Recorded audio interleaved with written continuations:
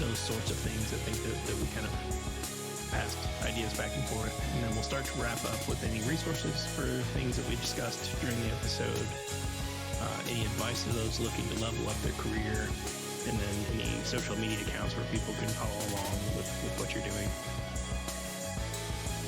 That sounds awesome. For your bio, we stole Rob is a software craftsman, building web properties in ASP.NET and Node, React and Vue. He's a Microsoft MVP, published author, frequent speaker at conferences, user groups, and community events, and a diligent teacher and student of high-quality software development. That sounds perfect. Okay. Excellent. Yeah, we went ahead and stole robrich.org, GitHub, robrich, twitter.com, robrich, and LinkedIn in eRobrich.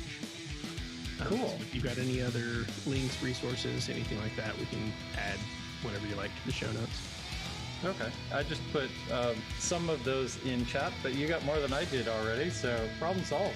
Nice. So do you have any questions for us or any questions you would like us to ask during the episode to spur any conversations, stories? No, I think this is going to be fun. I do a lot of DevOpsy, Dockery, containers kind of stuff. So I make, hey, what's new in ASP.NET? Check out the things with containers. But it'll be cool. It'll be fun. Excellent. Yeah, I think we're all historically .NETers. I've spent a lot of time in React recently. Clayton spent a lot of time in Angular and Blazor and Docker Compose. And Ash went full on DevOps and Kubernetes. Cool. Yep. And I've been doing all of them. And we're big fans of testing and test-driven development. Right. So, yeah. Yeah. That's what's been kind of fun is because I'm now part of multiple tribes, I can compare and contrast tribes, and that's really cool. Clayton audio's going out.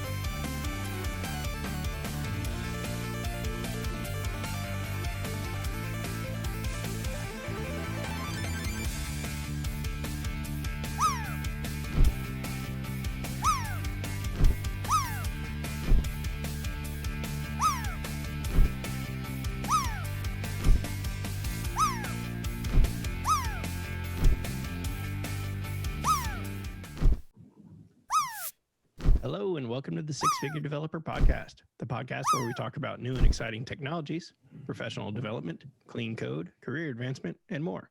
I'm John Calloway. I'm Clayton Hunt. And I'm John Ash. With us today is Rob Richardson.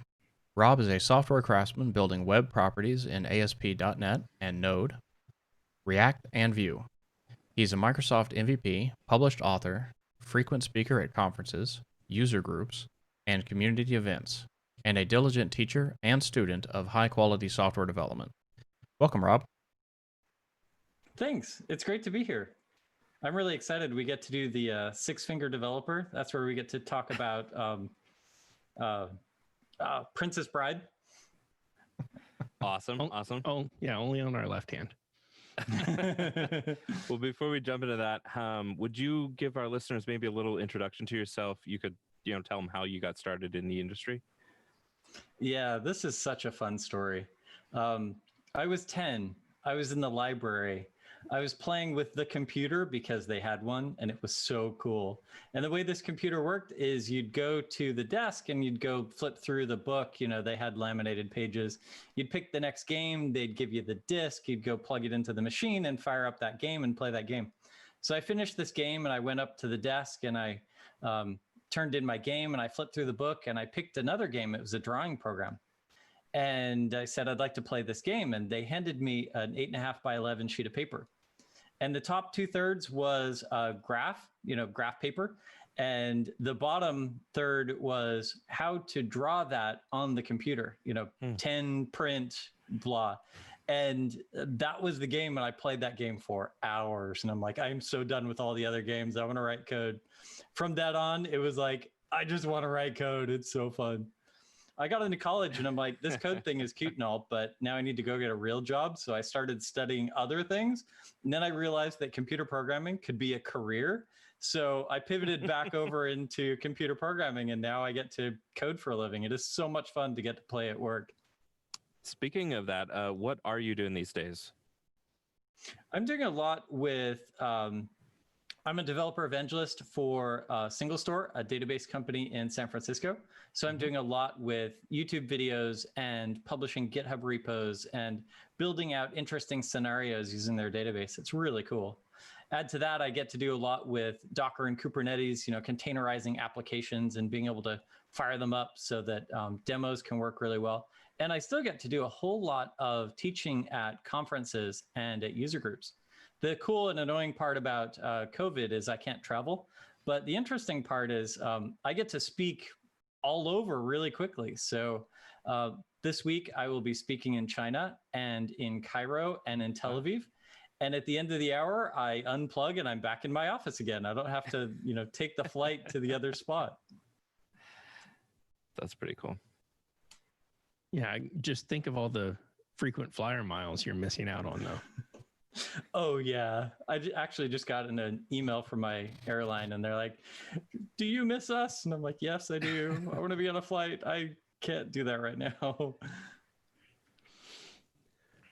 So we're just 1 week after the .NET Conf was this week, this past week at the time of recording.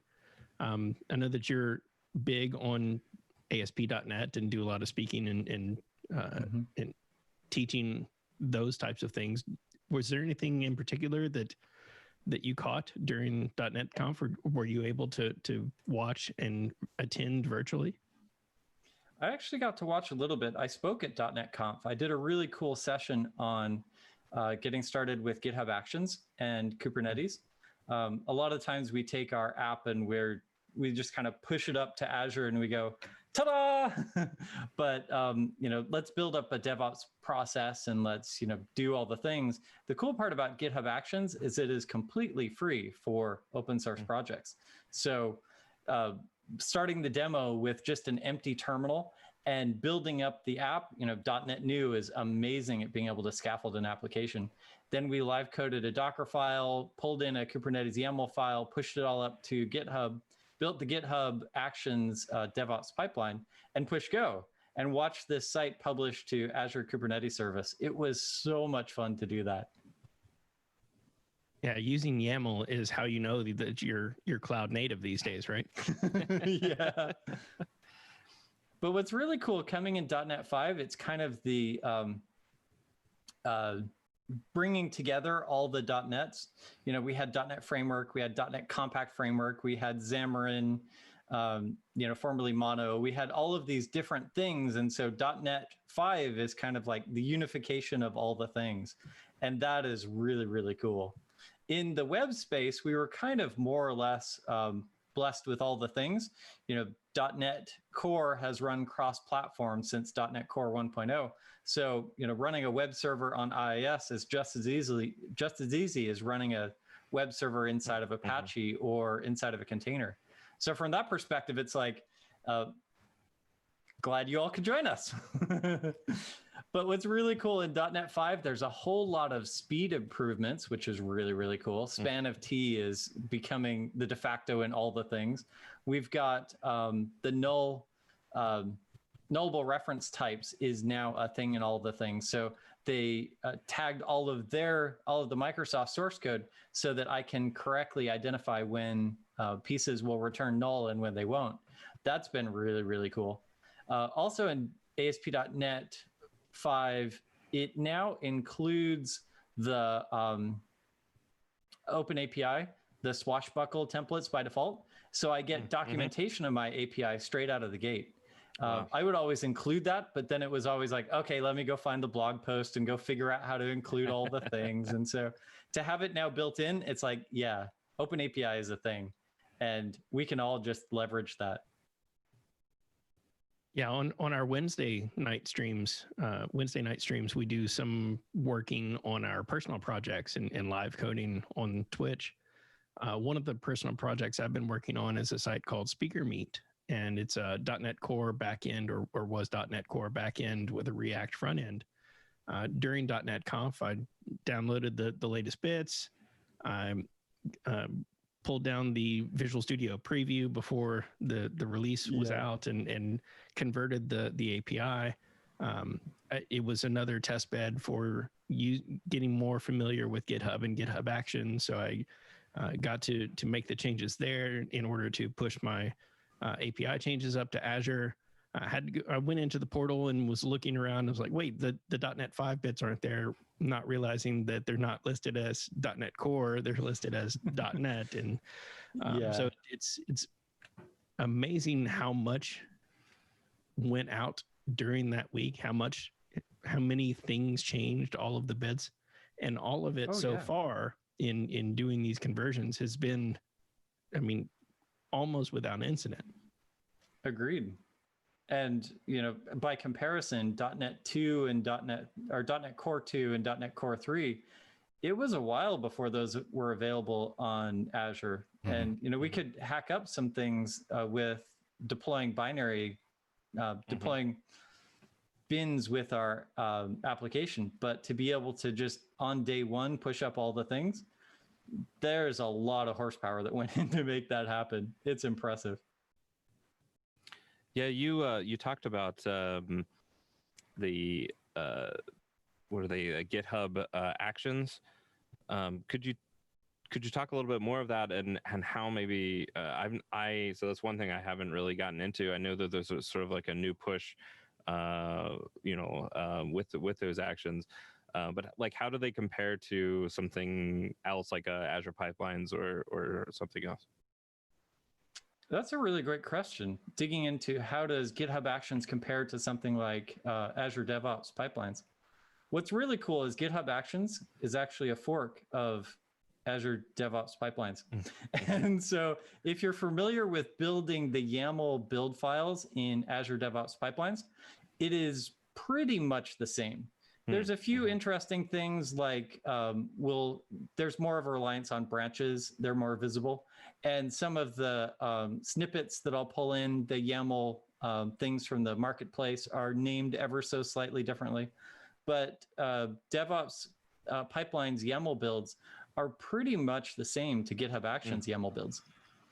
The cool part is you can also just shell out to, you know, a bash shell. I was doing my build on Ubuntu, but if you're doing your build on a Windows agent, a PowerShell shell, And at that point, you're just writing PowerShell. And so at Mm-hmm. that point, every build server is pretty much exactly the same, whether you're using Jenkins or Cruise Control or TeamCity. If you can run build.bat or build.ps1, then the build server is almost irrelevant at that point. It's a cron job watching my GitHub repo and kicking off a process.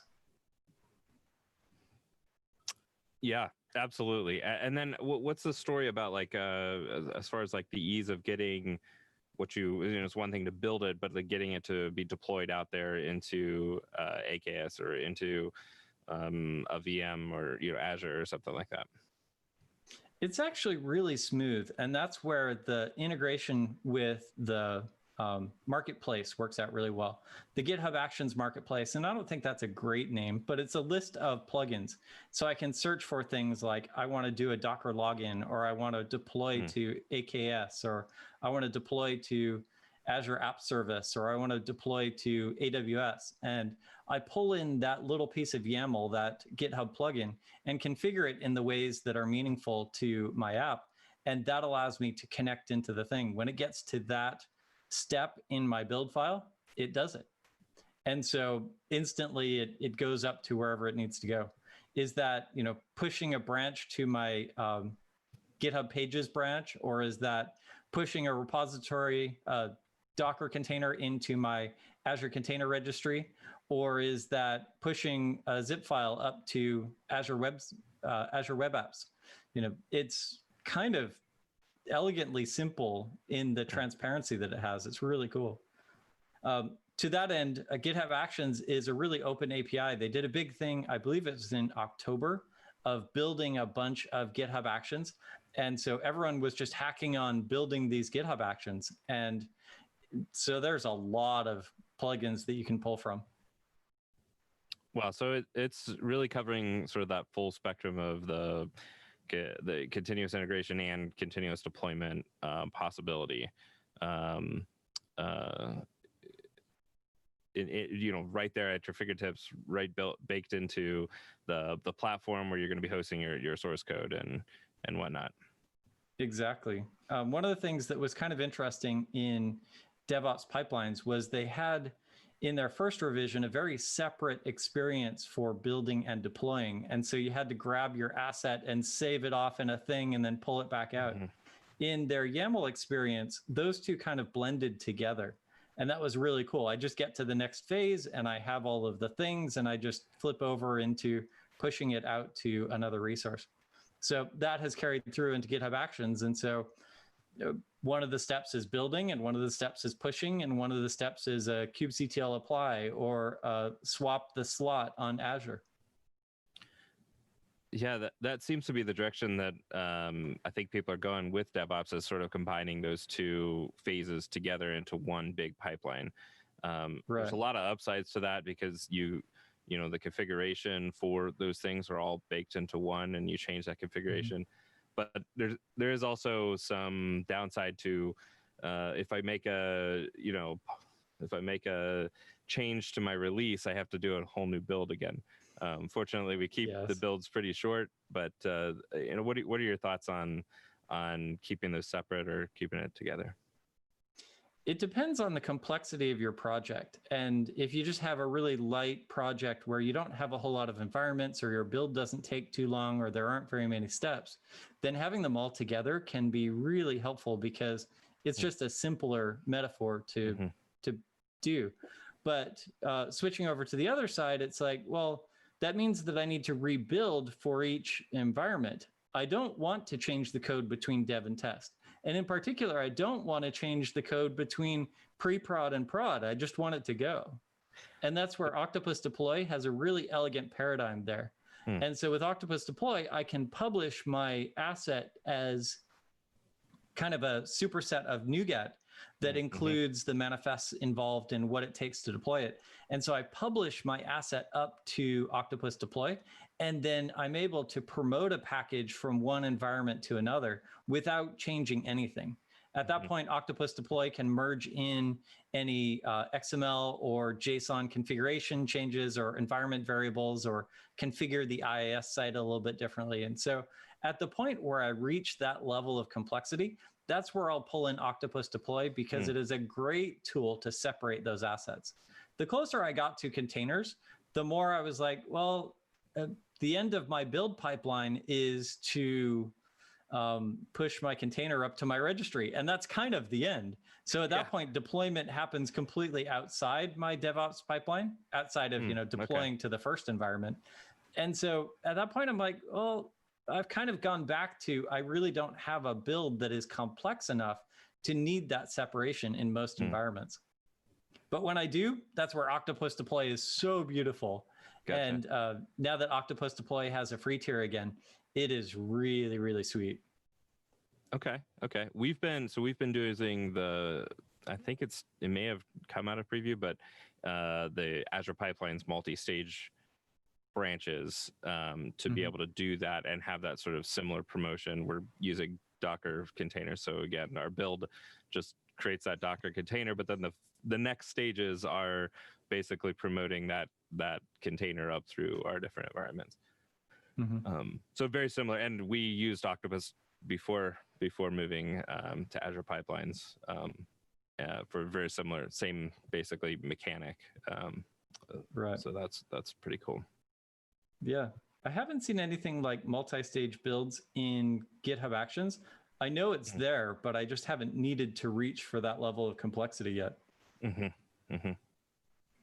And it seems these days that a lot of what we are doing when we are building and publishing, deploying these things, the binaries themselves don't necessarily change between environments. It's more configuration. It's resources that the applications communicate to and with, and using things like Key Vault or something like that to manage those keys, those connections, those secrets, right? Exactly. I'm just identifying which key store I'm authenticating to, and I'm identifying which database server I'm logging into, and which Azure Blob store I log into to save off my images. And the application itself is stateless and identical in all the environments. I just need to be able to get those little pieces.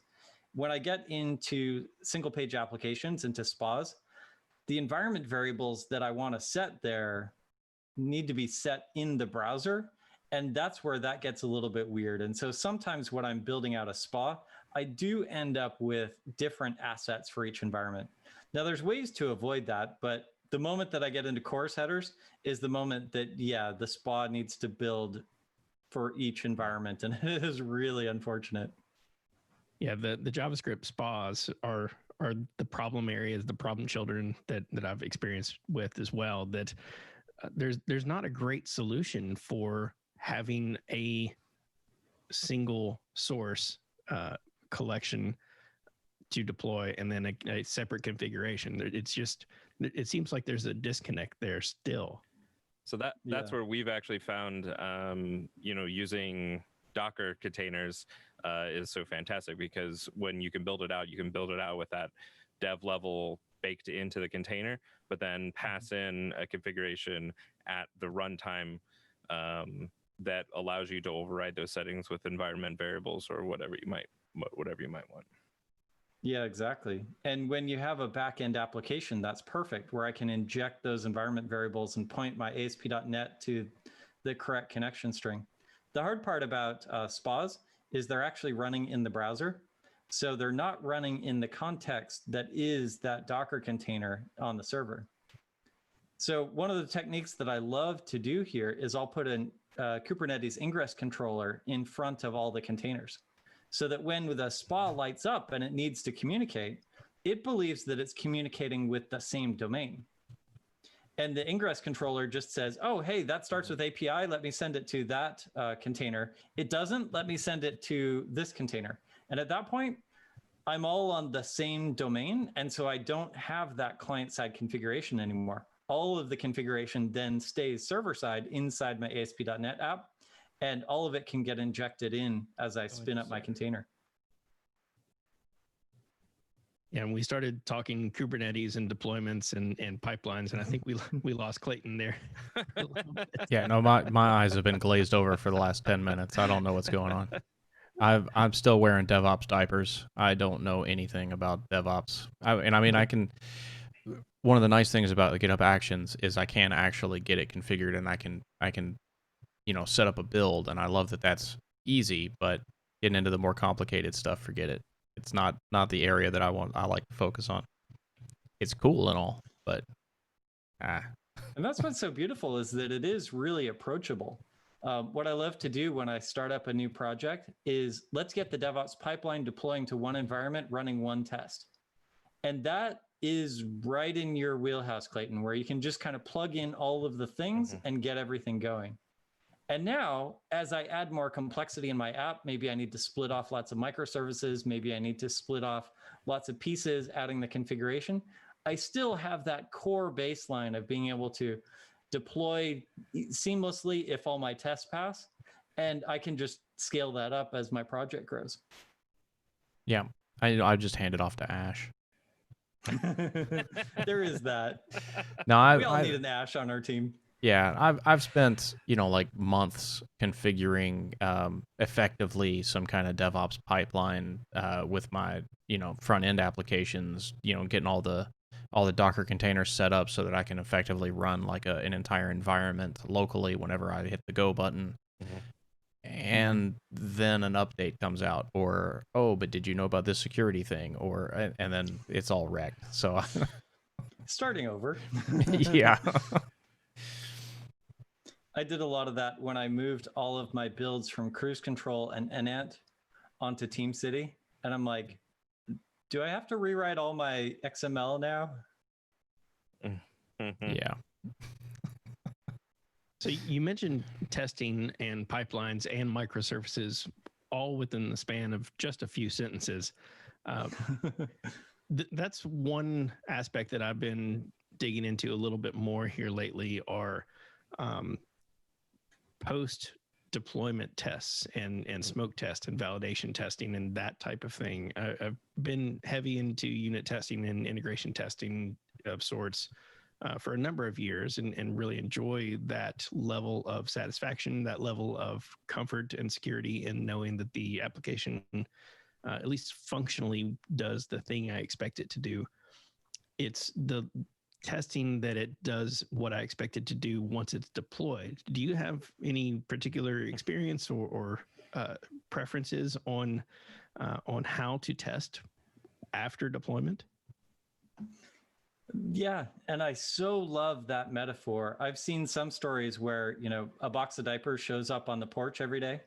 And if ever the box of diapers doesn't show up, now we know something's wrong. The hard part is I'm making a purchase every day. And so it's like, well, how do we test the happy path but not cost money? At the very least, what I love to do is after I deploy the app, I will just go curl the homepage and make sure I get back at 200. The added benefit there is not only am I kind of smoke testing the entire process, but I'm also jitting my application at the same time.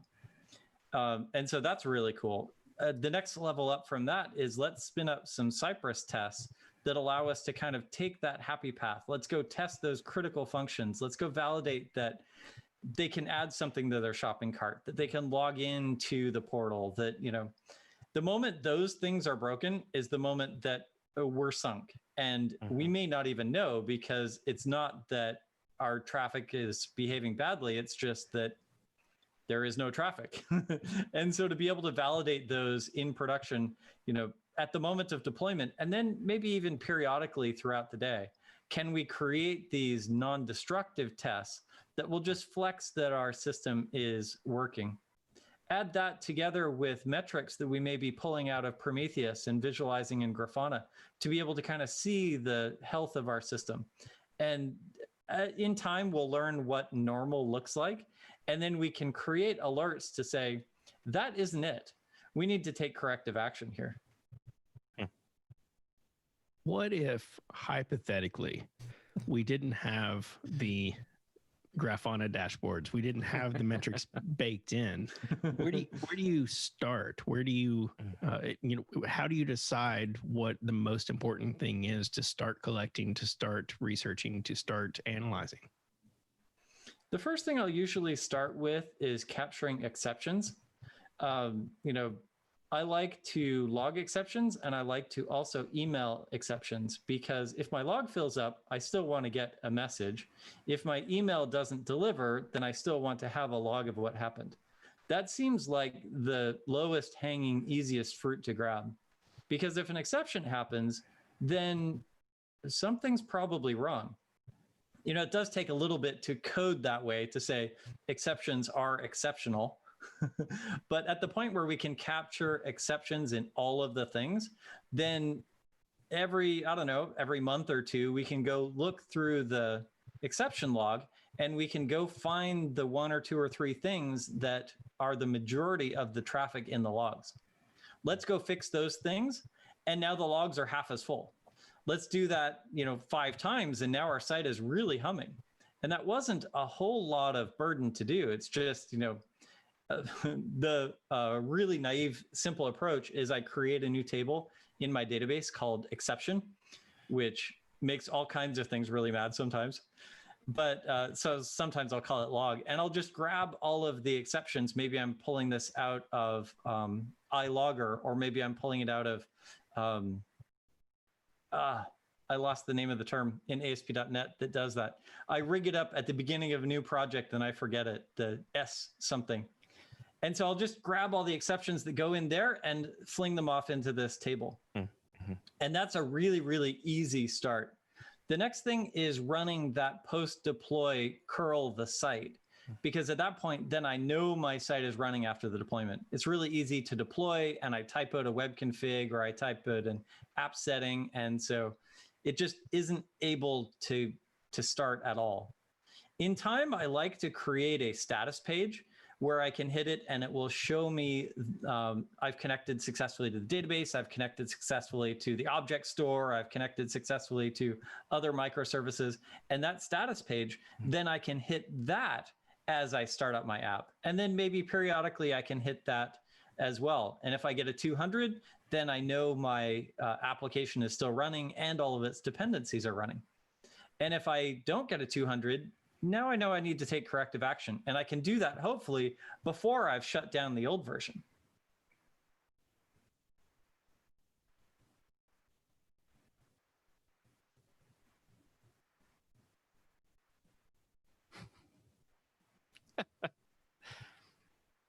Yeah. So, yeah, go ahead.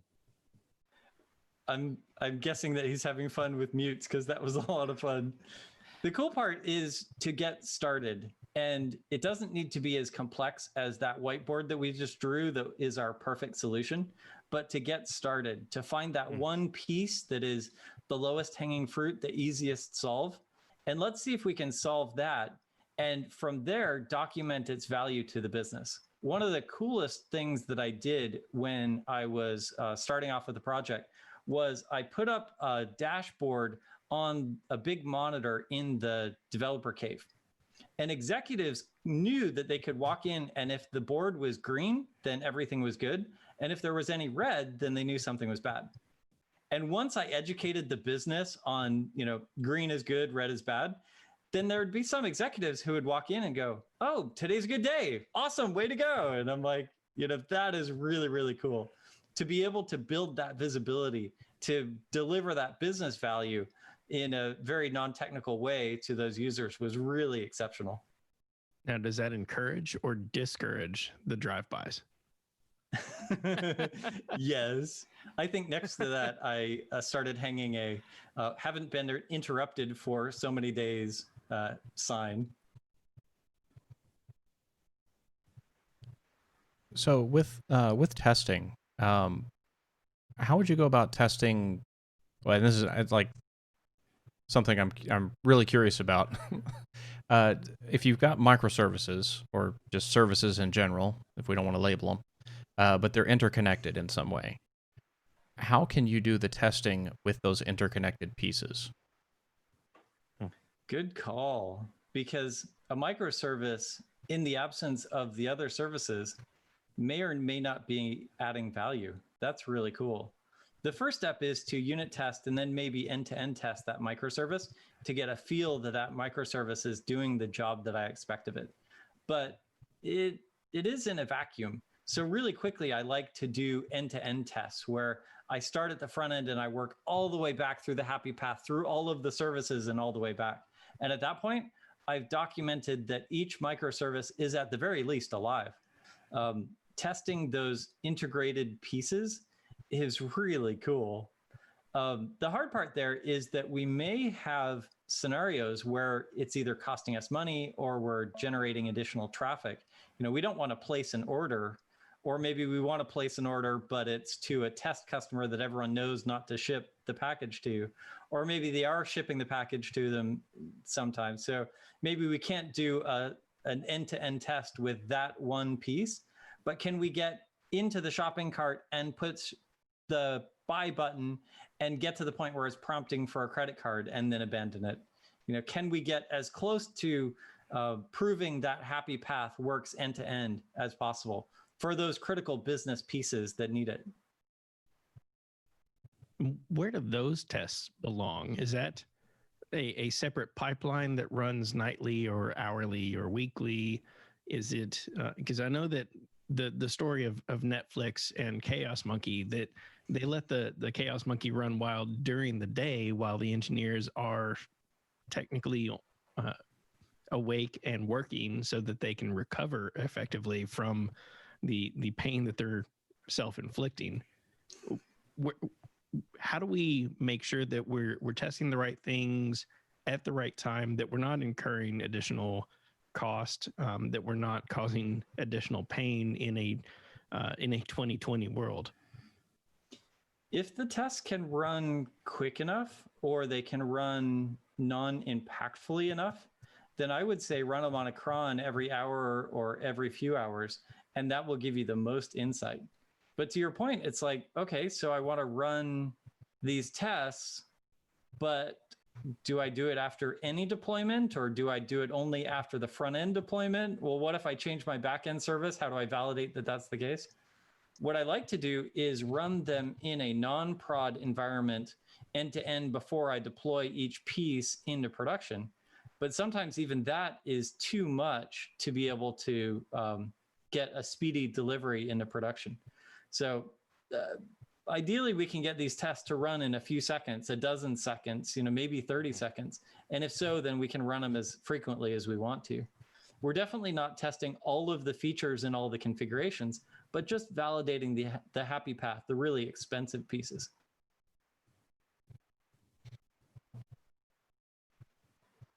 Yeah, the critical paths are the ones that you really want to focus on for any test you're doing against a live system, right? Any of the other tests that you want to do, you could have tens of thousands of tests that you want to run, maybe against like a staging or a test environment, but against prod, you only want to run the 100 or 200 tests that are really, really critical. If this thing goes down, we need to know about it, right? Right. Yeah, that's one of the hard parts about testing is 10,000 green tests don't tell you very much, but 10 failing tests tell you a lot. Yeah. I tell you, that PR should have never went through. Yeah.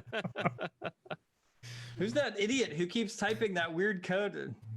He says, pointing to himself. Yeah, and the mention of PR brings up a good question that we want to make sure that the tests are providing value. We want to make sure that they're executing quickly. But if we're doing the full end-to-end, the full system test, exercising the complete overall system, we don't want to necessarily wait for that to complete during a quick dev loop, right? Right. And so, especially when we're in microservices, it's really cool because I can kick off all of the unit tests for that microservice and nothing else. And that gets me a speedier answer. But my other rule of thumb is that breaking the build is not the cardinal sin. Leaving the build broken is the cardinal sin. Yes. I would hope that the build server is doing more than the developers. because, here in 2020, the build server is cheaper than the people. So get it to do all of those bigger things. And yeah, if it catches a typo that I made that I forgot to fix before I committed, yeah, that's fine. I'm doing that in my own personal branch anyway. Once my branch goes green, now I'm PRing that into place, and now hopefully that will go smoothly from here on. But don't fear a broken build. Don't do this Herculean effort before you do a pull request just to learn more from the CI server. Yeah, and make sure your feature branch is actually green before you PR it into the master branch. And that's why I use tools like nCrunch or some live unit testing, something like that I know I'm not inadvertently breaking existing tests. I know which lines I'm adding have coverage, don't have coverage. So hopefully I'm not going to check in and break the build on myself or break myself or inadvertently break others. And you wander into a nice topic, coverage. I would classify code coverage as a vanity metric. Mm-hmm. It's one of those things that is not all that meaningful, but it's really easy to measure. So we like to measure it. Mm-hmm. Really what we want to measure is scenario coverage. Have we flexed all of the different paths through this code, all the different permutations through this code? Part of that is not having a whole lot of decisions within each method so that the methods can be, easier to test based on coverage. But if you have 100% code coverage, I'm not sure that you have a whole lot of scenario coverage. Rather, you really know how to game the system.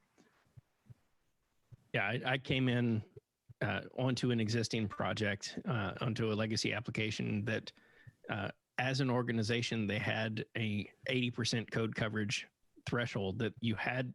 All of the applications in production had to meet 80% code coverage. Just so happened I was working on a legacy system that was in charge of tools and utilities and those types of things that had about 20% coverage when I joined. And I said, can I change the signatures of some of these things? No, these are in production already. You can't change anything. Like, well, it's not written to be testable. It wasn't written with testing in mind. I can write tests that will increase the coverage, but they will not be providing any value. Well, just increase code coverage. Okay. Yes, sir. Yep. So yes, I got pulled onto one of those projects as well. And, each sprint, the mandate was to improve code coverage. And I think we were at like 27% or so. And we really needed a win. And I'm like, okay. So I did a bunch of reflection to go find all of the methods. And I threw in bad data that I knew would flex the error conditions of each of these methods.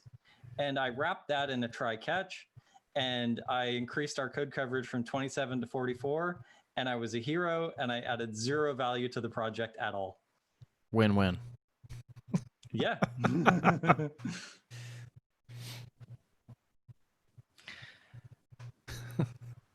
feel like there's a loss in there somewhere too.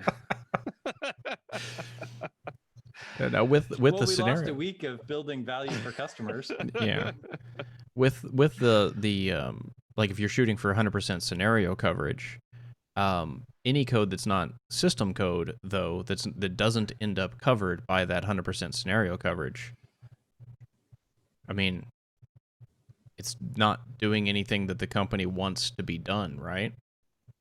So theoretically, you could just delete that. Yeah. The one place is static void main. It's really hard to test static void main because that's where it goes and reads its configuration and it spins up all the things. And it's really difficult to mock whatever it's trying to reference because those are usually, really big framework dependencies, or it's resolving the actual thing that it needs to kick up. Mm-hmm. But I agree, as you start thinking of this in a very testable way, you'll start to empathize with your end users. Let me design the API that I want to consume here, or let me design the SDK that they'll use to be able to consume this code. And now I start to think less in terms of how do I make this feature go, and more about how do I make this feature great? How do I make it really usable? How to make it fun to use? And then I'll start to design the innards of my API to suit that need. I really, really like to build out those tests because it helps me empathize with my users and it helps me create really great software. And then, yeah, I get to that point where I'm like, I don't need to write this stuff. It's not covered by any of the tests. It doesn't provide any value. It was cool for me to think through, but it's not going to add any value to this project in the long term. And let me go delete those 10,000 lines of code. Our project is better for it. Yeah, empathy is not my strong point, but I for years in doing my test, I have basically written the test and said, here's how I want to use the API. Here's how I want to do the thing. And then I do whatever I have to make the code allow me to do it the way I want to, as opposed to letting the code tell me how the interface is going to be, which is one of my favorite things about testing, because then I get to design the interface.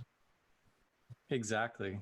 And what's really magical is once I've found that great interface and now I'm trying to get the code to satisfy it, when the solution presents itself, when the code explains to me how to solve this method, it is magical. That is the coolest high ever. Mm-hmm. Yeah, for sure.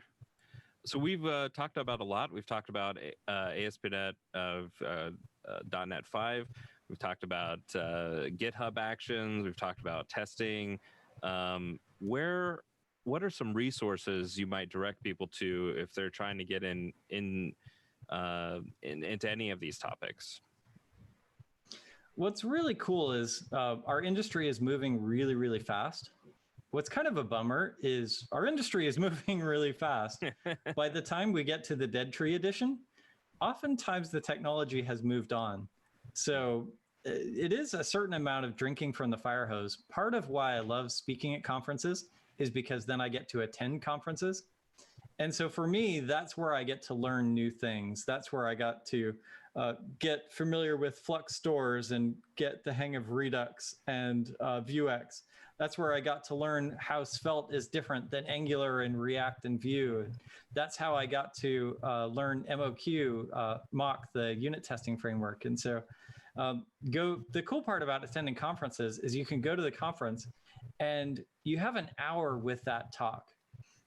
With that topic. And at the end of the hour, good, bad, or indifferent, you now know a little bit more and you have hopefully the search terms if you want to go further, or you've only burned an hour to get to the point where you're like, I'm good with that. One of my favorite talks was a talk at KCDC where I went into the talk and they explained all the things. And I'm like, I totally get the premise of this topic now. And I also completely get that I don't need this at all. And so I can close the door on that topic and go back to the things that I need to do. Cool. Yeah. If you're more into reading, a lot of good blog posts come on dev.to or on Medium that explain really cool terms. In time, you'll learn the Twitter handles of the people that are really famous or prolific in this space, and you'll be able to catch on to things. Scott Hanselman was the first one that I attached to that way. Scott Gu doesn't blog very much anymore, but he had some great stuff back in the day. And so find the luminaries in the space that you want to get into and start finding the posts that they do or the videos that they do. Or now Twitch makes it so much easier, so much more accessible to watch people code. I really learn by watching. So conferences and Twitch streams for me are a really, really good source for learning.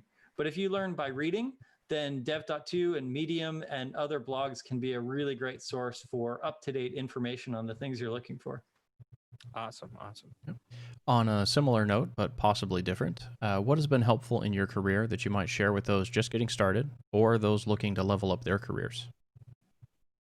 Great question. One of the things that I found, this was a book that I found really early on in my career. It's called The Design of Everyday Things, and it is in the Dead Tree section, but it's about empathizing with users. And what I love is the cover of the book has a picture of a water pitcher on it. And if you can imagine a water pitcher where you have the handle and you can grab the handle and use that to pour out of the water pitcher. Well, in this particular picture, the handle for the water pitcher was on one side and the nozzle for the water pitcher was on the same side. it talked a lot about designing things in a way that makes it easy to consume. And at that point, that really helped me level up with the empathy of my users.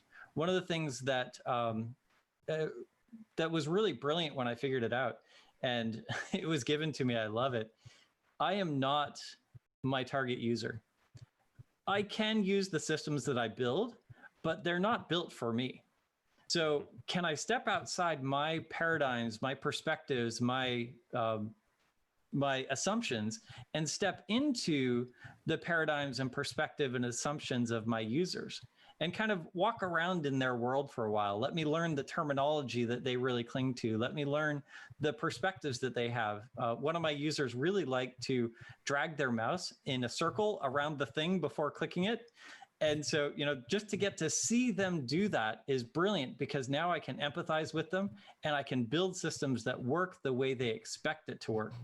Now, it's not just enough to make it work, but at the point where it works the way they expect it to work, then it's magical, and it's a really powerful system that they can really engage with.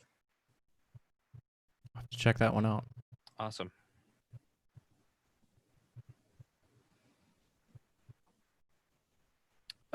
Where can our listeners go to follow you and maybe keep up with, whatever it is that you're working on?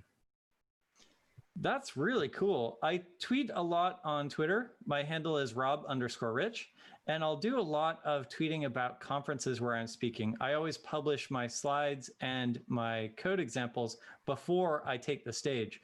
So by the time you see that tweet, you can go grab my talk and you can go grab the resources right there. A lot of my content is up on GitHub, github.com/RobRich. And then my site, robrich.org, is kind of that hub of all the things. So that'll include all of my speaking engagements, all of the references to GitHub and other things. There's a reference from there to email me, and also to see my Twitter handle. Awesome.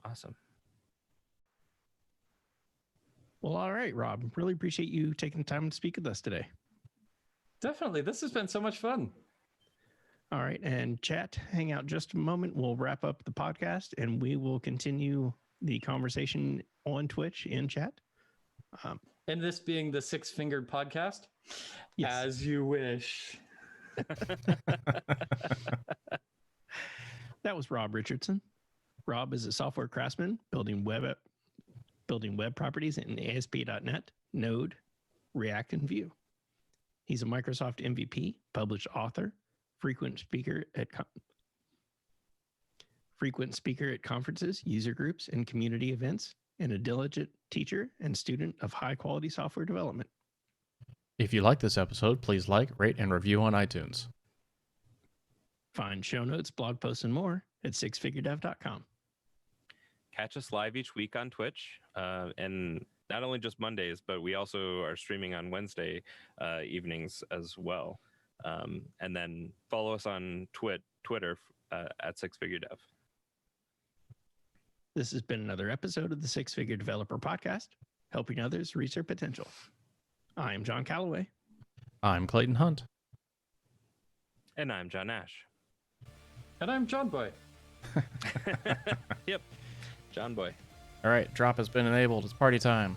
All right, now we can be unofficial, all relaxed mode. Oh, dang. I had Clayton, a thought. will you stop the Zoom recording, though? Why do you want to stop the Zoom recording? I like to send you a really big recording. It's not like 2 hours long when you're mixing it down.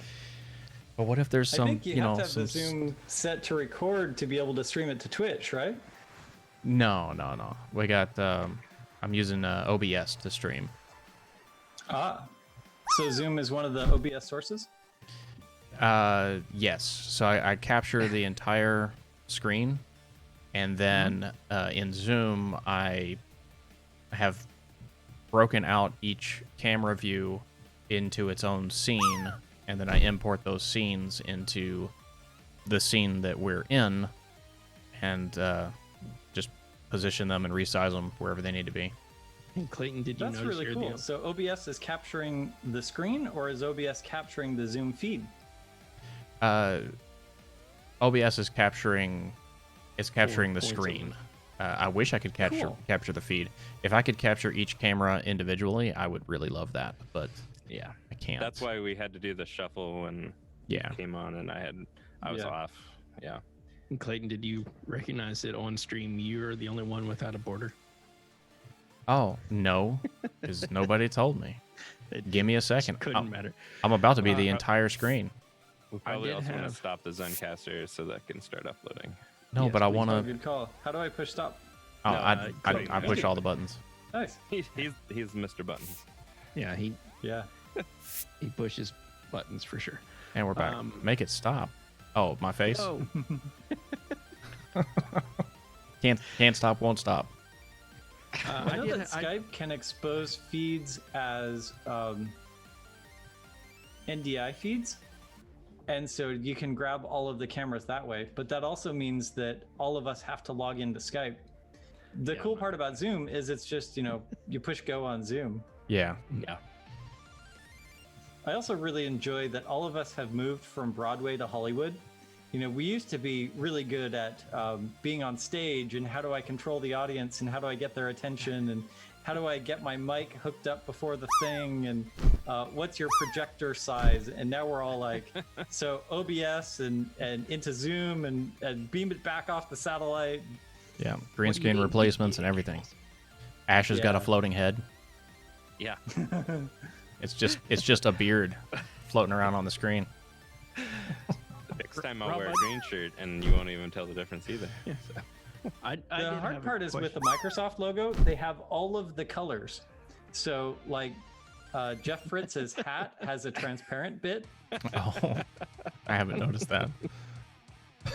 Nice. Now, I have a question about GitHub Actions. It had been about a month or so since I had published anything with GitHub Actions. His head's been cut off. Oh, there it is. And then when I updated, nice.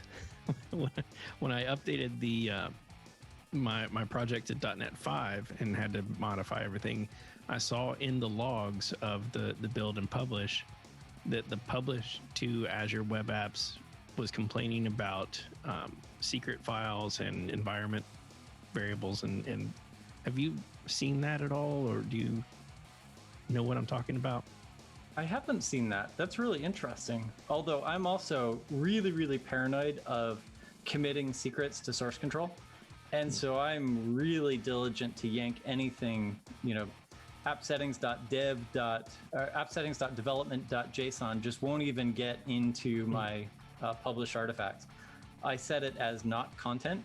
I go into the properties and set content to none just to ensure that it won't end up as part of my published thing at all. Yeah, I've been using the .NET to Azure Azure Web Apps starter YAML file, and I found a blog post that walked me through it like 6 months ago or so, setting all this up. Yeah. And it was grab the publish profile in your Azure Web App and bring that down and put that in a secret, and then use the like environment secrets, whatever, to pull that in. And now in the logs, when you run that, it's complaining that that's not going to be supported. I think maybe even as of today. Interesting. Do you want to send me a link to the blog post? I want to now try and replicate this. This sounds really cool. Not live on Twitch right now, but Do it. I can make it so you can share your tonight screen. We can or- cut over to the coding session window, and then be good to that go. would be sweet. I mean, the cameras will be all messed up, but who cares? Oh, 92.62. Good landing. I know. Nice. I love it too, where Ash is looking over at Clayton's screen. Yeah. Longingly, just Well, he just looked over to the side, and that just happened to be where Clayton's head was. That was cool. It's like the Brady Bunch. Yeah. Yes. I'm gonna look The hard down. part with Zoom, though, is we're all in different orders. So I don't know if the order that you see is the same order that I see. Yeah, I've got right. Yeah. This is my left to right, top to bottom. I've got John, myself, Ash, and then you. I've noticed that Zoom usually puts yourself right next to the host. Yeah, it tries like to in spot number 2. Yeah, it like highlights you for some reason, which I don't like. Why would you care to see you? You're at the meeting to see the other people. But Here's a link to what I'm seeing in the log. It says the set env command is deprecated and will be disabled as of on November 16th. So today. Yes, I saw this. I didn't realize this affected pulling in publish profiles, but I completely agree. Well, Part of what's so... Go ahead. Yeah, I don't know that it's specifically to that, but it's because in the YAML it is pulling the secret in using the set env command, I believe. Yeah. It was a really cool vulnerability that they found. Like, I can just get some random NPM package or .NET package to output something that looks environment variable enough that Azure picks it up and sets it, and it's like, wow, that is genius. The evil minds of people to be able to invent cool things like this. oh, I remember what I was going to say earlier, but I didn't say it because we weren't at that point in the show where I was supposed to ask questions and talk. We were at the point of the show where we were trying to end. You were talking about conferences and seeing the talks and deciding whether or not a technology or a software was going to bring some advantage to you. And it made me think of how since we've been on lockdown and the whole world has just been work from home, or well, at least the tech world, I have not been exposed to a lot of technologies that I would have otherwise been exposed to by conferences or some other thing. And I wasn't watching Twitch until just I don't know, a week or two ago, really.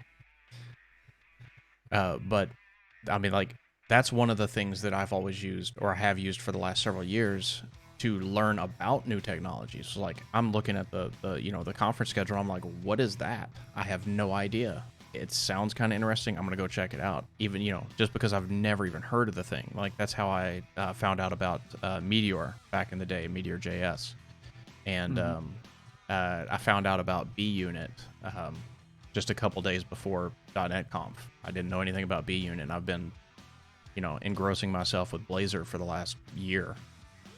So you really gotta go to the conferences or watch the coders on Twitch to learn about these new technologies that otherwise you wouldn't know about, because if it's different enough, you wouldn't even have been able to look it up because you'd have no idea what to even look for. Right. And I just Googled BUnit and I landed in Bloomberg Professional Services. Yeah, that's not it. No, it's a Blazor testing framework. Cool. And what it does, it's for the integration testing, so you can test your components using BUnit. Yeah. It works very similar to Cypress. That's really cool. The cool and frustrating thing about Blazor is that it came out pretty much after I had figured out SPAs. And so I'm like, you're trying to solve a problem I don't have. It's awesome, but I still don't have that problem. Well, I spent the last several years working with Angular 2+, so it solved a problem I had. Yeah. I'm not a fan of the changes that they did just before release, and then at least on my end, my experience was a lack of community direction when they got started. So we started forming our own patterns and stuff, and I don't know, it never really sat well with me, Angular 2. I loved Angular 1, and I had my own issues with React, which the community completely reversed on just about every issue I had with React. So I guess I was right in the end, but I stayed away from React long enough that, now it's... On a long enough timeline, you'll be right and wrong and right. No, always right. Yes. Except for when I'm not. But Blazor's just, from the heavens, raining down. It's fantastic. It is really sweet. And I agree that I was at a workshop with Rob Eisenberg when he had just left Google. And so I got an earful of all of the mistakes that they were making with the Angular direction. And so, agreed. It feels like it was a project steered more towards their internal use than external use. And that's fine. They have different problems than us indie developers who need to build cool stuff. But because of that, I think they left us indie developers behind. Yeah. React as well, it's really cool, but you kind of have to grok functional programming to get really into it. React hooks is like, can I have another hit? It's really heady stuff. And at the point where you get it, it's, kind of magical. But that's where Vue really focuses on the ease of on-ramp. Keeping the developer concept count down and making it just really approachable to build these spas. Blazor kind of creates a similar thing, and I'm really glad that they didn't then start taking over the UI and kind of doing a SAML-like thing, because Silverlight kind of made a little dark spot for search engines where, I can't read into your binary, and Blazor hasn't. Blazor is still HTML and CSS under the hood. Yeah. But what I think is really interesting is that a lot of the times, the thing that we struggle with when we play with HTML, CSS, and JavaScript is the CSS. And Blazor didn't replace the CSS. Blazor replaced the HTML or the JavaScript. Replacing CSS would be a bit difficult. I suppose, exactly, especially inside of a browser. I suppose if you did all your CSS using JavaScript, you could write a secondary library that would wrap these CSS actions with an appropriate API. But right, there was a thing, iOS's UI layout, how it's all relative. There was a CSS project, and I don't know that it ever went anywhere, but they were working on taking the Apple framework for UI development and porting it over to a CSS JavaScript based implementation called Kazwari, I think. Cool. And so what you could do is you would define your UI the same way that you did in iOS, with like pipes and spaces, and you'd say that this is 10% or 20% or whatever the grid system was. It was interesting. And then the JavaScript that they wrote would apply the same I guess it's not the same, but the same style of not AI but computer figuring out to determine the appropriate layout. I haven't looked it up in a while, and for some reason I remembered the name of it today, which I have not done in the past. Yeah, I think it died. But it was Kazwari, like the bird. How do you spell the bird's name? Never heard that word. I didn't know it was a bird. Well, I clearly don't know how to spell it, because when I Googled, I got nothing of the sort. Maybe chat, can you find that word and Oh, or project? Cassowary. Cassowary. Bird is the word. That's not helpful with. Overconstrained.io. Oh, they've changed the logo like crazy. It used to be a more realistic picture of the bird's head. Here, I'll paste it into chat. It's overconstrained.io. I love that their site is HTTP and not HTTPS. Okay, so they've got Cassowary C++. Wait, is this the wrong thing? Cassowary JavaScript, the original implementation. The original implementation of Cassowary, the homepage states that the code is no longer supported. The thing we think is awesome is the one that's no longer supported. Well, I mean, several years ago it was awesome. Anyway, so I guess it died. Yeah, but no, hold on, because there's there's Cassowary written in JavaScript, the original implementation. Then there's Cassowary JS, an improved version of the original, which dramatically improves performance, structure, and hackability. Auto layout, Apple's auto layout and visual format, like there it is. Auto layout JS must be a branch off of this. Yeah. This is very much the thing that I was talking about. Are you in the Twitch chat, Rob? I am not. Okay, let me. Do I need to be? It would be simple. I can I put did it land in. on I can put it in the regular overconstrained.io. Okay, there in the Zoom chat, I put the link to the you got it. and Ash did it too. But this has the layout. It's like pipe Oh, dash square brace child 1 paren child 3. So you can build your layout with this visual style, and then the system figures it out. So if you were looking for a bespoke CSS replacement for positioning, at least, there you go. That's cool. I thought it was a really cool Sounds like idea. Do it with I was kind of markdown like syntax. That's pretty cool. Yeah, I was waiting for it to mature a bit when I first saw it, and then I kind of forgot about it. So Yeah. it happens. The last update on GitHub was 5 years ago. Yeah, so it's not dead. It's No, done. wait, no, 2 years ago. It's done. Just like web forms, not dead. Hey, Done. Well, actually, I guess web forms is dead VB. now. VB is not dead. What's it's really done. cool with web forms is you can now run web forms on Blazor. Oh yeah, with Fritz's thing. Yeah. Yeah, I saw that, and I just thought that was a beautiful and simultaneously horrific explanation of that technology. so. Yeah, Wes said you like that better than CSS. Yeah. It's an alternative. That's another solution to a problem I don't have. To each their. Well, this was before you had CSS Grid. Is when.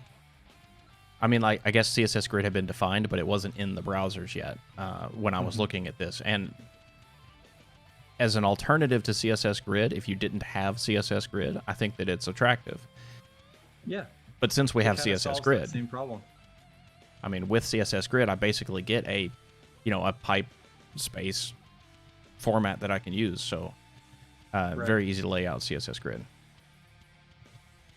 The one that I really like is called Flexbox Cheat Sheet. Let me put it in the Zoom chat, and it does kind of a similar thing.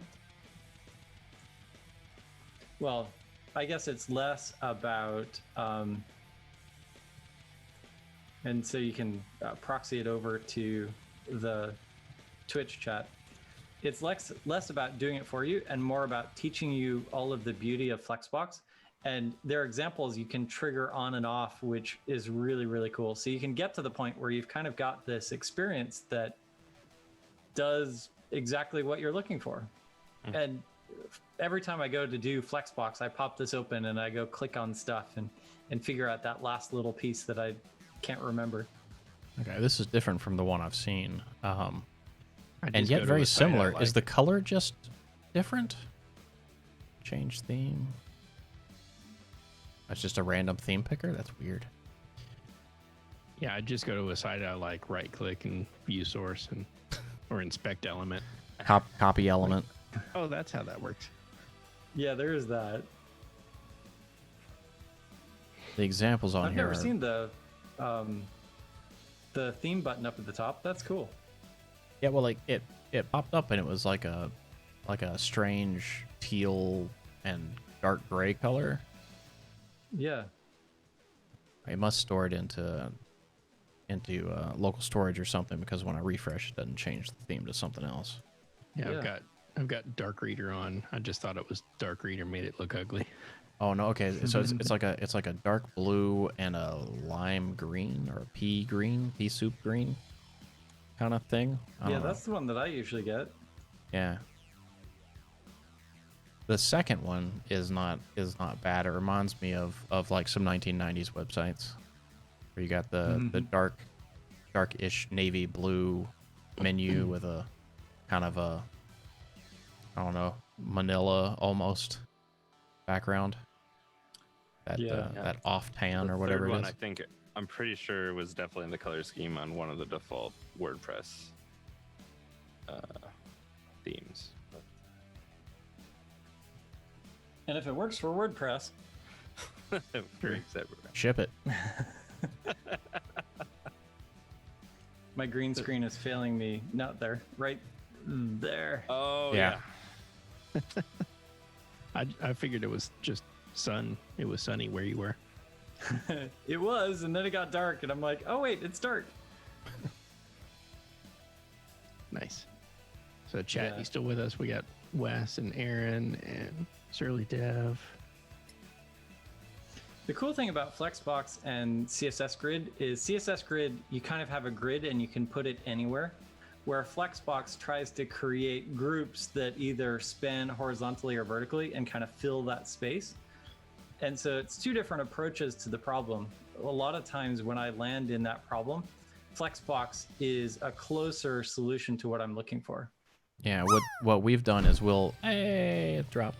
What we've done is we will grid, and then if we need the some of the arrangement capabilities that you have with Flexbox that don't kind of just come with grid, then we will Flexbox inside of the grid. Yeah. And I love that you can nest both of them inside of each other. I remember back in the day nesting tables, and that got old fast. Tables got old fast, I feel like.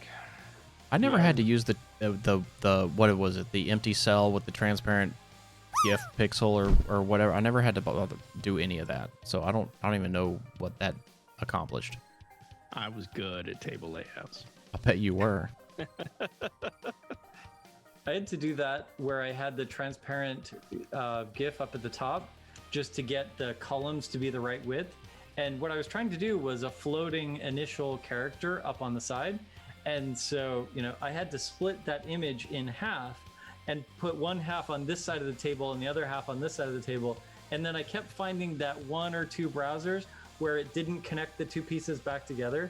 And so now, the first letter was split in half, and I'm just like, this browser thing is so broken. Yeah. Anybody who complains about web development anymore, they don't know. Back in my day. I just Create. you don't even have to go back that far. Go back 5 years and well, when we were at the first job that we worked together, I had every single browser open in a side panel on the side just so that I could run all the tests in every browser, and then in a separate tab I would do visual checks. Like I even had the what was it, because we were running Karma, so I did Karma, and then I opened up a browser to a picture of a chameleon. Like you do. Yeah. Like one day. That is awesome. You think that's awesome? You should see Fake Finna. Yeah, that was the same place that we made a paper mache coworker. He was European and went home and got stuck and couldn't, like, his visa expired or something, which is why he had to go home to get a new visa, and it had to be delivered by the post office, and the post office went on strike while he was in the country. And so we missed him, and we made a paper mache version of him and set him at the desk. He was not very nice to That's himself cool. when he came back. He chopped his own head off. He did. It wasn't nice. Yeah, so here, check this out. Oh, Wes says in chat that it was in the last year that he said Nice. that he stopped supporting E. IE. Yeah, well, I mean, it's Chrome now, or Chromium now. All you got to develop for is Chromium. They're pretty much all that, except for Firefox. But who uses that? Safari is the new IE6. Oh yeah. Oh, I don't touch Safari. If it's Yeah, no, broken, that's somebody And the else's hilarious problem. thing is that Safari discontinued their Safari for Windows, and so it was not that like trying to debug IE for Mac. It's just like this is weird. But the bummer part, like IE on Windows XP, Safari is the default for both Mac and iOS. And so it's like, well, there's a non-trivial amount of people who don't realize that the only thing you do with Safari is to download Chrome. And so They've made poor life choices, and we can leave them to poor life choices. There's such a small actually had a friend percentage. of mine. It was really cool. He had a big Internet Explorer logo up at the top, and it was the top 10 reasons to use Internet Explorer. And number 1 was to download Chrome when I install a new version of Windows. The other 9 were blank. Nice.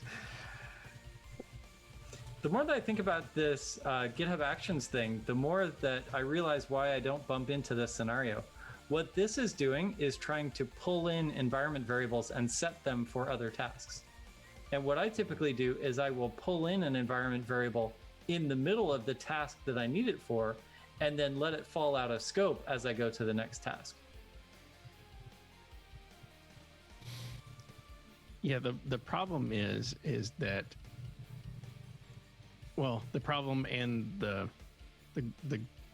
better part of this is that it was in a blog post that I read and effectively just line by line put this in there, and it worked.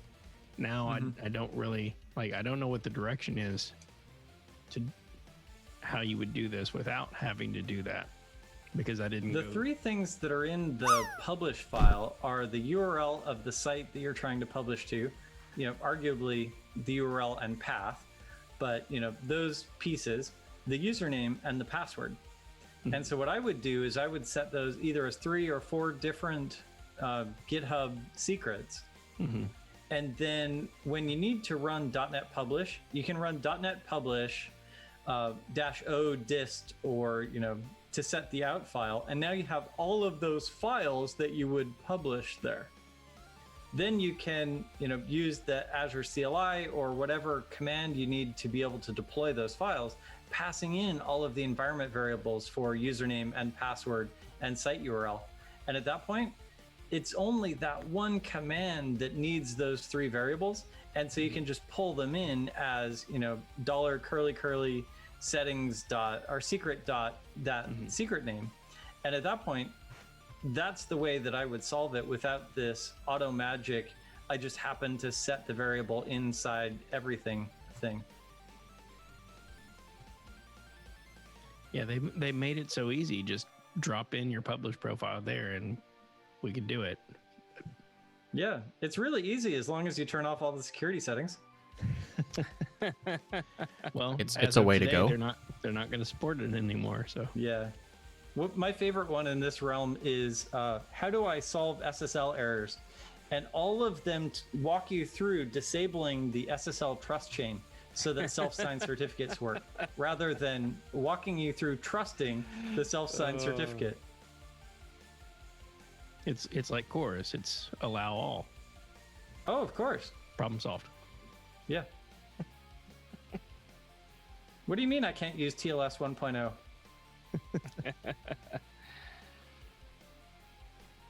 I just take all my passwords as I change them and post them to Facebook, so that then I can scroll back on my Facebook wall and I know when I've changed my passwords. Nice. It's useful. Somebody didn't realize I was kidding, and they're like, "Really? What's your Facebook profile again?"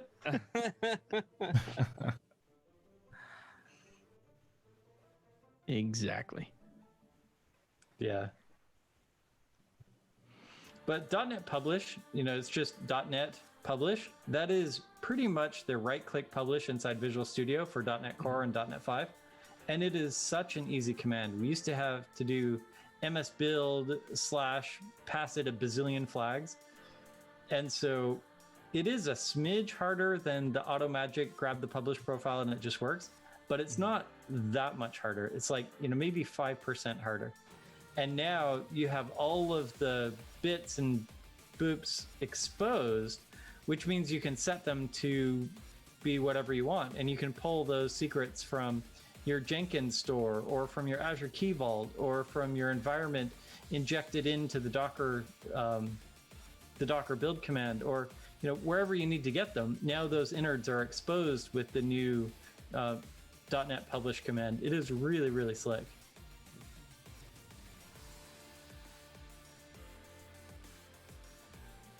So now you just need to write a blog post on how to resolve that issue. And then tomorrow I can read that blog post. That sounds perfect. Awesome. Yeah. The hard part is that, the web is such a wonderful and horrific place to be. And a lot of the posts, even Stack Overflow posts, were right at the time, but aren't right anymore. And it's hard to gauge. It's like, oh, well, this post is 2 years old. Well, does that mean the knowledge is obsolete now? Maybe. We've moved on. Yeah. Are you building inside GitHub Actions? Or are you building inside of Azure Pipelines? Or are you building somewhere else? GitHub Actions. Cool. There was this really cool talk at .NET Conf about creating a build inside GitHub Actions. The speaker was Rob Richardson. He was a really charismatic speaker. That talk may help you get past your stuck spot there.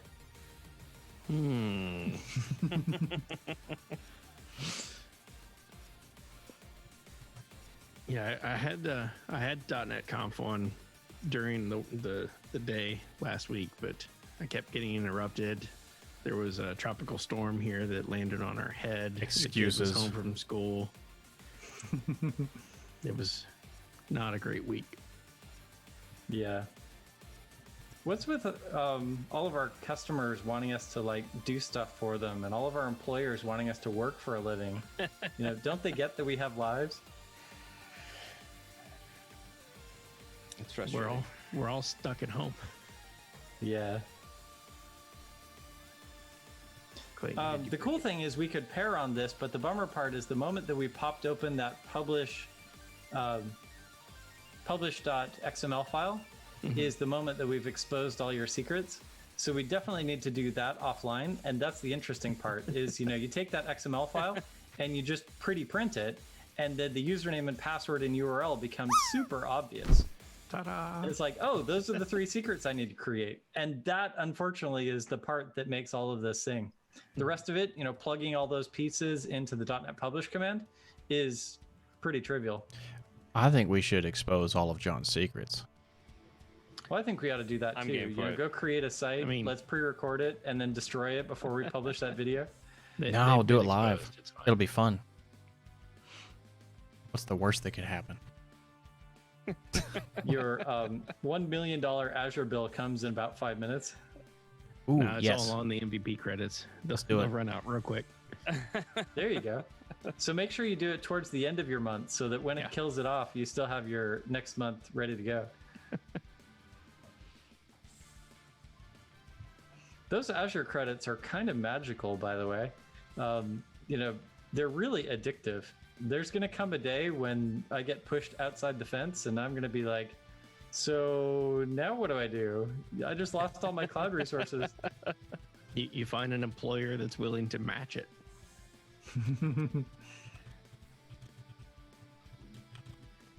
Wes says that he's afraid I have secrets that that he doesn't want to know. That John has secrets. It's true. It's true. I'm also not going to reveal them on stream. I heard the best place to hide your secrets is page 2 of Google. Mm-hmm. Nobody looks there. No one goes to page 2. Try a different search term. Yeah, I always try a different search term before I go to page 2. Oh, yeah. I mean, I feel like even 8, 9, and 10 are very rarely even looked at.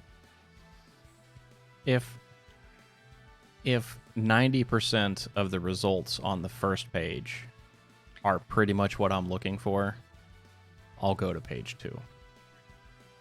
Yeah. Like if they're all purple because I've already clicked them, I'll go ahead and go to The page part 2. that drives me nuts, though, is the part where I go Google something and the top result is my blog post. And I'm like, Well, then you're like, thank you, me. thank you, past been me, here for before. teaching future me what an idiot I am and all the things I've forgotten. Hey, it's. I'd rather have that than be fussing at the code because it doesn't work, and then look at the blame and go, oh, that was me. Which Yeah, that's a fun one, too.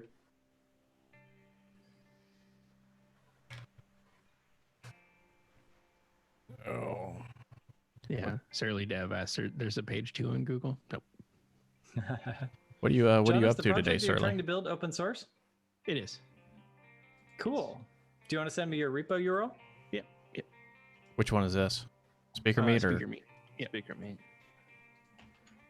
So there is the API.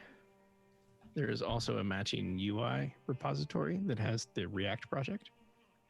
Oh, cool. But you can see in the GitHub workflows, deploy to Azure YAML.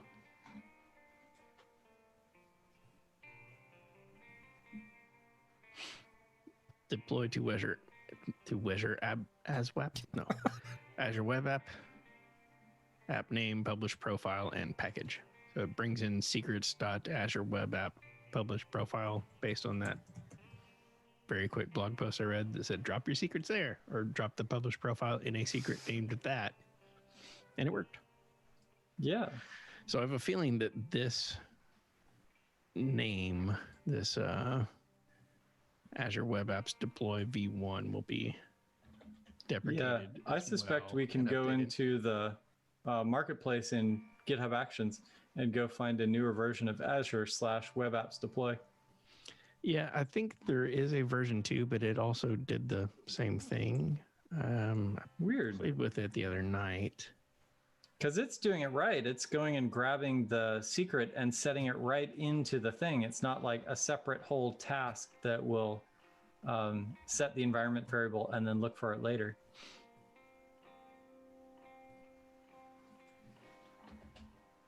Oh, the music got all slow.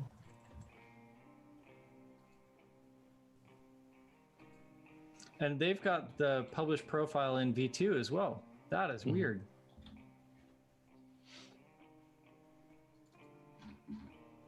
Why can I not find?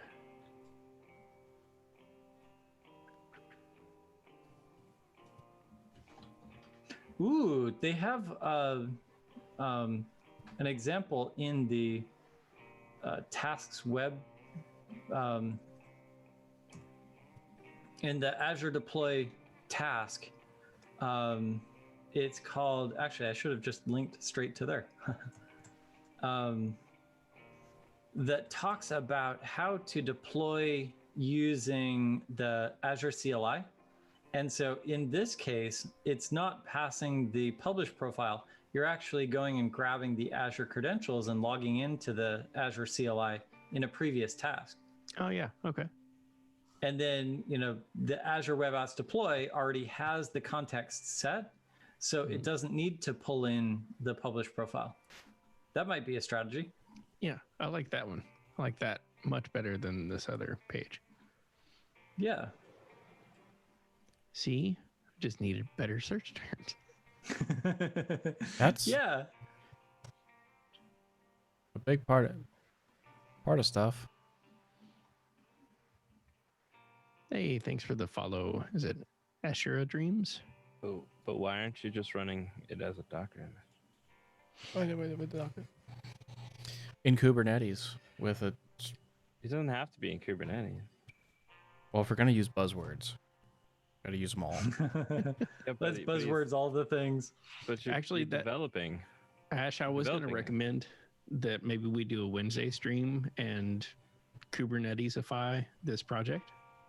Since we've Yeah, got, we could do that. I've got a Docker file there. I've got Docker mean, Compose running. there might be the some- integration tests and everything. Yeah. But I don't have a Docker file for the UI project for the spa. We can create one of those, and then we can Kubernetes the whole thing that we could spin up the entire project. I won't ask That would be questions, cool. I promise. Can I join? Yeah. Yeah, we could do that. That would be so fun. What, Rob? I was going to ask you what do you tend to host your spas on? In Like what hosting platform? yeah. So are you Usually- hosting them in a Docker container, or are you hosting them like on a Azure app service or That- something like that, or Static websites and blob static storage. web? Yeah, static websites work, but now I have to do cores to get to my API. And so I'll just put them in an Nginx container, and the Nginx container is serving them as static resources, which is perfect. And then an ingress controller in front of the two containers makes it appear for the browser like those two pieces are on the same site. And that gets me around the course headers. And so now the .NET container is running on, the .NET site is running in one container, and the SPA is running in a different container, and they just both load from the same piece. So do you If I'm on- do Go you ahead. use that ingress then to like basically that ingress is only used by a controller is only used for that set of apps, whatever that you need to sort of group together? Right. Okay. I'll generally put, I could put more than one URL in the same ingress controller, but it kind of makes sense that an ingress controller would be specific to one domain and, its various subdomains. So, in this case, they're all on the same domain. It makes sense that they might all be on the same ingress controller. Interesting. Okay. Yeah. If you're in Azure Web Apps, or you're in Netlify, or you're in some place where you don't have the ability to host all of the things, then I'll take my SPA and I'll put it in my www root folder, and I'll enable static hosting in my website, and I'll just share, I'll have my website do both pieces.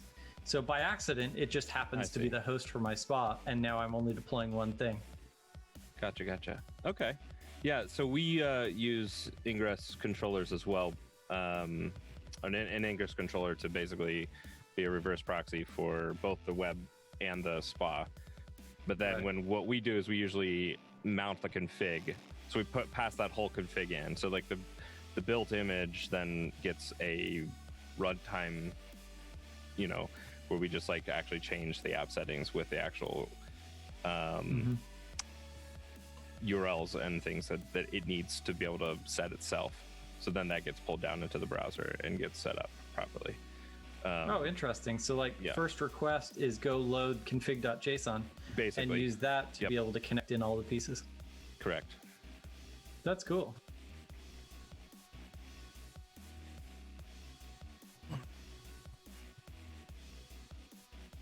Interesting. So what about chat? Anybody doing any fun projects, personal projects?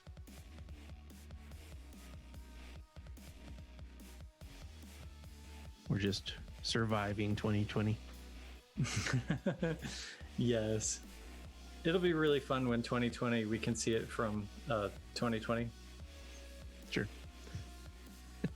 In hindsight, 2020 might be okay.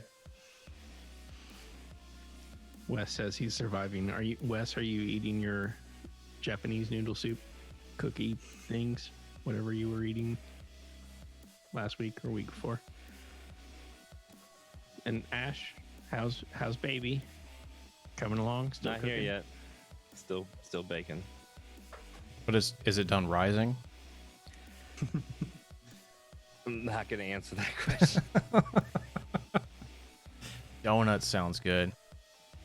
I'm fasting, Ooh, so donuts. this is my breakfast, lunch, and dinner. So disappointing. Yeah. Surly, I know that you fast. How long do you normally fast for? If you're still there. He hasn't dropped in a while. He might have fallen asleep.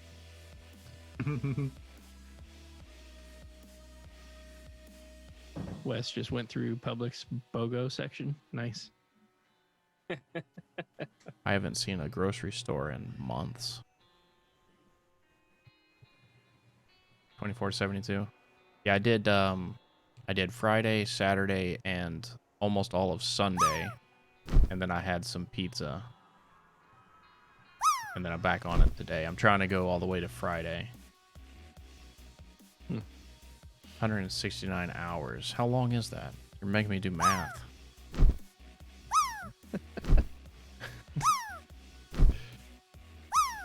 Is there a reason that you have a wait in the Docker file for the API? Yeah. A week in now. Okay. Yeah, my max surly has been 2 weeks. I've gone a full 2 weeks with no food. It was interesting. You're waiting for SQL Server and Redis to spin up. Yeah. So in the tests project, there is an speaker meet.test.integration.db that also has a Docker file. So I'm running integration tests that actually hit that DB in a container as an experiment. Cool.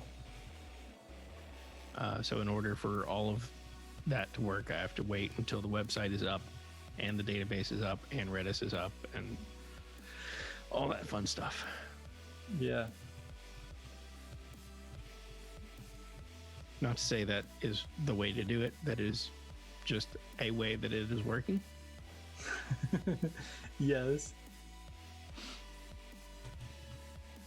So it feels like the first step is to create a Docker file for the UI and then add that to the Docker Compose file for the everything. So it'll spin up both UI and API. And then start to wrap that in Kubernetes YAML details. Mm-hmm. Or Ty run the whole thing and just be done with it. Yes. Ty is pretty sweet. Yeah. One of the things that I didn't see was they said Project Ty will continue through November of 2020, which is, now. So I expected to see some interesting things at .NET Conf about Project Ty, and I didn't.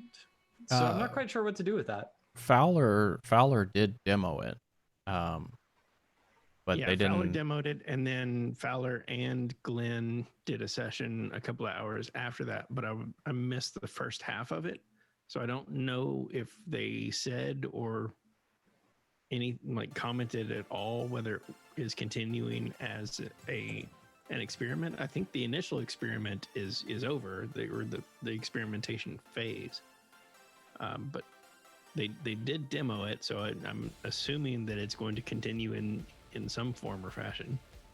Whether that just means it's another additional longer experiment or if there are plans moving forward.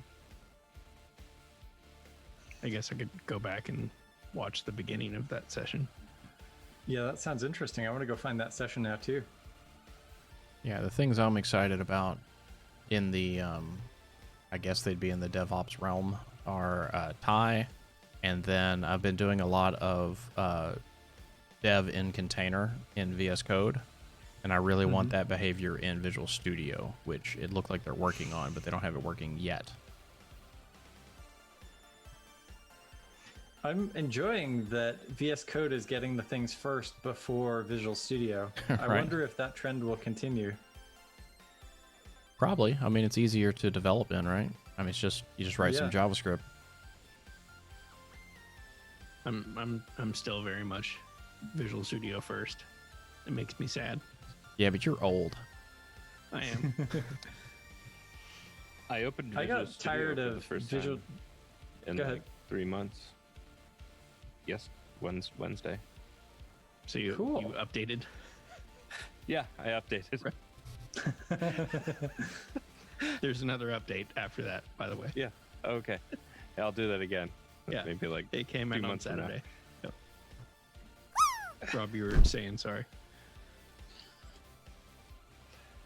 I got tired of Visual Studio auto formatting my JavaScript in ways that weren't JavaScripty.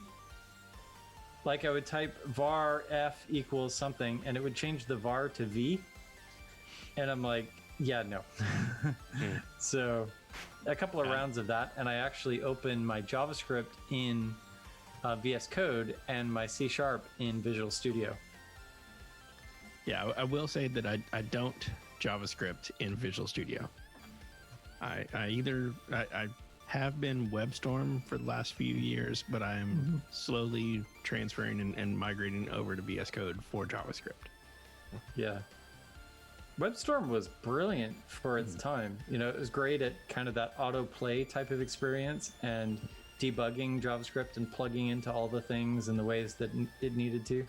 It was really elegant, you know, both for browser-based JavaScript and also for Node server-side projects. Yeah, I was a huge fan of WebStorm for several years. But not too long after VS Code came out, I just switched because it was so easy. Yeah. All landed together. Yeah, So sad. They all got bunched up together and just dropped to the bottom. Drop army fail. All right, Rob, you probably don't know. Yeah, there's like a animated like drop game or whatever that happens on the screen. Oh, cool. Which And Surly Dev has a bot army that just destroyed everybody. Yeah, it's like 18 usernames that all drop. it's fantastic, but they all interact with each other, and this time they all just caused each other to bunch up and just fall straight down. That's awesome. Hitting everywhere.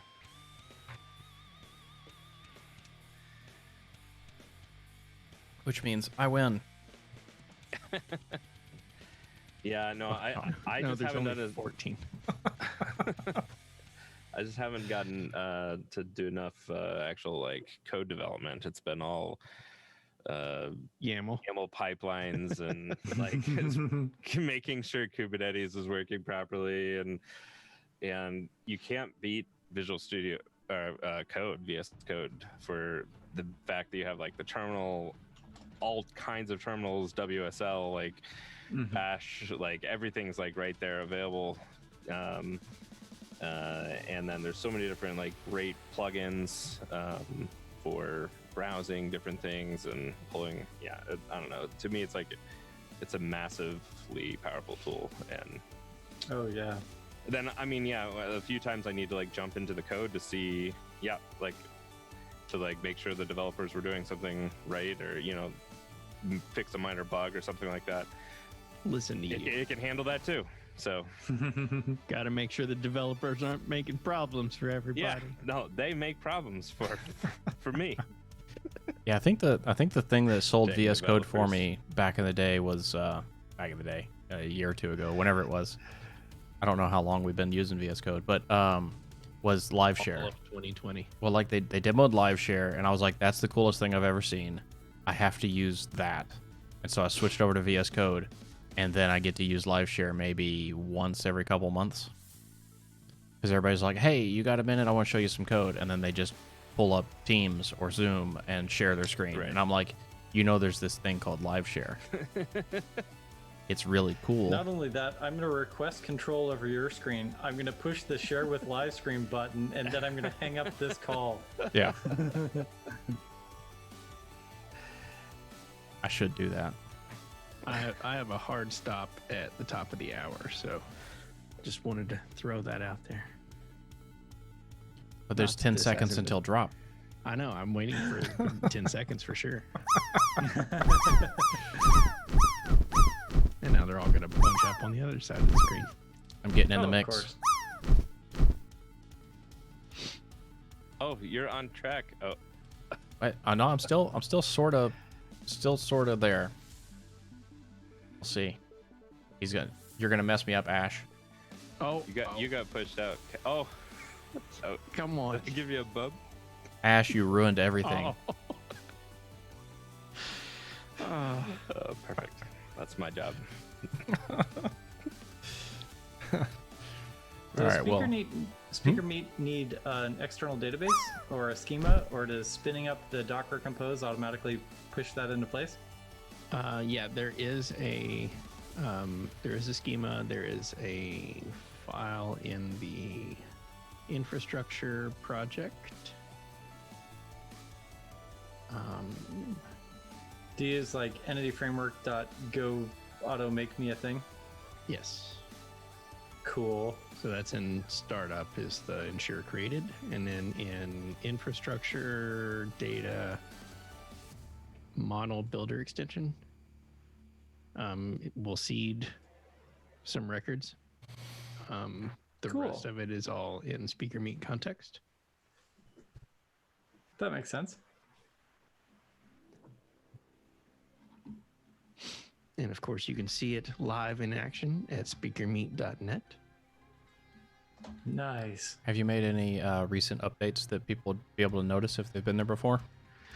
Not noticeably. Most of it has all been upgrading the API to .NET 5. Oh, did you figure out what happened to fuzzy text or fuzzy search or whatever it was?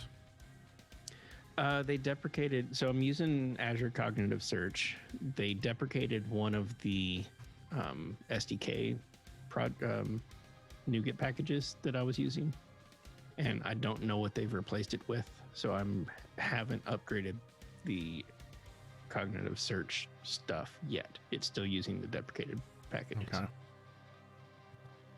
I'm guessing they deprecated it in favor of like rocks and paper and scissors and no, I don't know.